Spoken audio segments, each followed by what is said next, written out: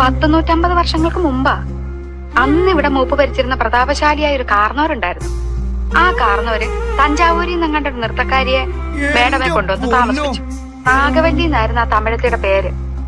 തമിഴത്തി വേറൊരാളുമായിട്ട് സ്നേഹത്തിലായിരുന്നു, രാമനാഥന്റെ പേരുള്ള ഒരു നൃത്തക്കാരനുമായിട്ട്. എന്തിനു പറയുന്നു, കാർന്നോര് എങ്ങനെയോ ഈ രഹസ്യങ്ങളൊക്കെ അറിഞ്ഞു. അന്ന് അർദ്ധരാത്രി നാഗവല്ലിയെ കാർന്നോര് നമ്മുടെ തെക്കിനിട്ട് വെട്ടിക്കൊണ്ടുപോകുന്നു.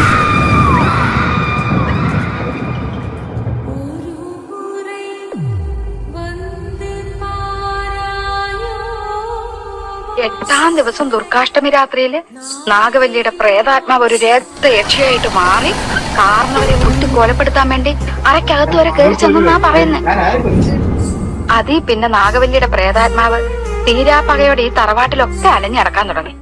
എന്റെ അമ്മോ, എന്ത് സാധനോടോ അത്! സൗണ്ട് കൂടെ വന്നപ്പോഴത്തേക്ക്